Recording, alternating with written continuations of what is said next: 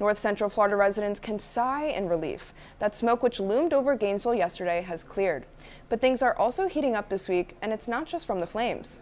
WFT's A.G. Cornell will tell us how long these warmer conditions are expected to last.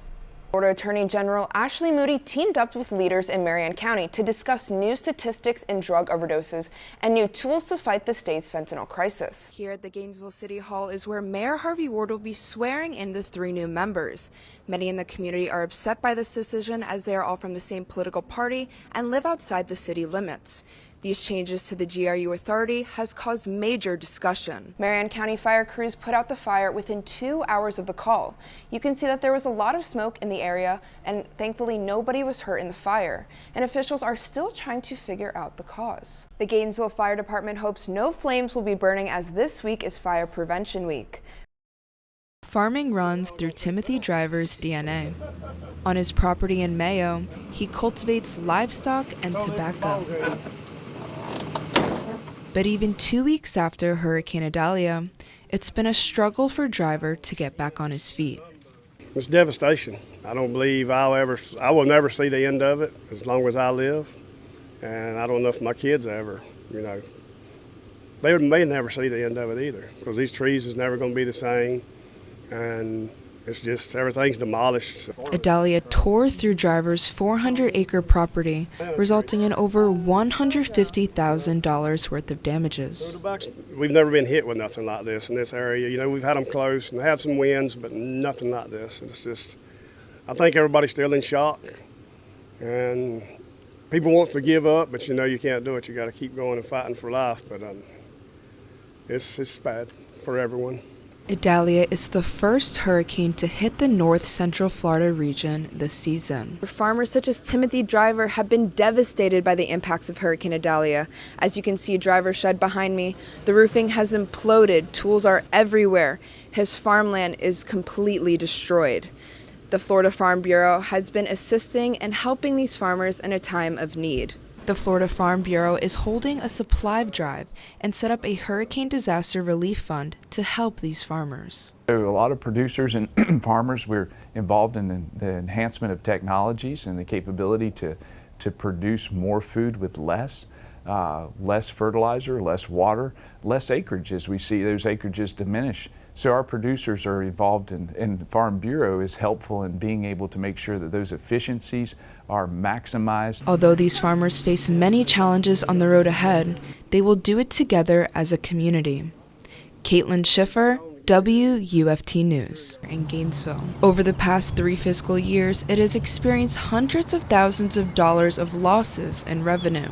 Many golfers come to the course because it brings them a sense of community. It provides me and my family with an outlet for golf, and more so it's a community center, and it has become a hallmark for the east side of Gainesville. A recent audit from the city shows over the past fiscal year, the golf course lost over $100,000. At Tuesday's City Commission meeting, board members discussed the closure of Ironwood Golf Course. Many frequent golfers like Bob Munson believe this decision would be a big mistake. Sometimes you've got to spend a little more than you take in just for the benefit of the community. I've noticed playing here that there are a lot of ordinary working people that probably can't afford a country club, and really in Gainesville there's not that big a choice of country clubs, so I think this is real important to a lot of people in Gainesville. Golfers believe that improvements can be made to the course to generate more revenue. The city should be looking at trying to improve the conditions at the golf course to promote more revenue and more intake and more participation. For Gainesville golfers, this can mean an end to their days on the green. Ironwood was mentioned in a state audit where the GRU debt overshadowed everything else. Reporting live, Caitlyn Schiffer, WUFT News. 2 Gainesville homeless shelters will be opening its doors for anyone in need of a warm place to stay tonight. I don't think a lot of people realize they're a few steps closer to homelessness than they're not. Neighbors in need can go to Grace Marketplace or St. Francis House. There they can receive a hot meal, shower, and access to a warm bed as they wait out the colder weather. The city activates their Cold Night Shelter program from November 1st to March 31st, when temperatures are expected to be at their coldest. St. Francis House Director of Development Caitlyn Schiffer says this program gives these individuals reassurance to know they have a safe place to go. Yeah, so it's just nice that they know they have a safe place they can go and not have to worry about where they're going to sleep overnight when it's so cold out. The program will continue to run until overnight temperatures rise above 45 degrees. Anyone with a blue card police clearance is welcome to stay at the St. Francis House in these chilly times. In order for these facilities to continue helping those in need, organizers rely heavily on community donations. Donations can be collected from 7 a.m. to 5 p.m. every day. Reporting live at the St. Francis House, Caitlyn Schiffer, WUFT News. As the flu season is rolling in, vaccination rates are not rolling out. A new study conducted by the CDC advises for all children under the age of 5 to receive the influenza vaccination.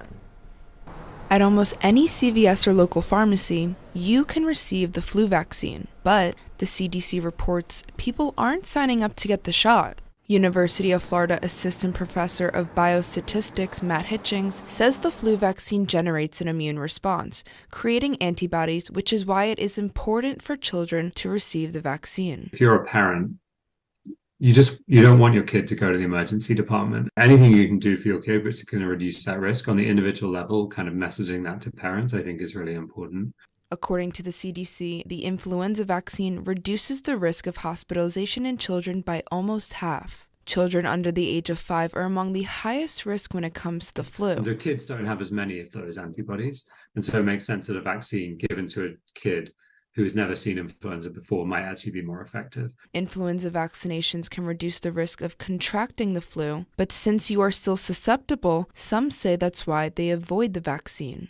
Anyone is able to receive a flu vaccine at most local pharmacies, and bigger names like Walgreens, Publix, and CVS.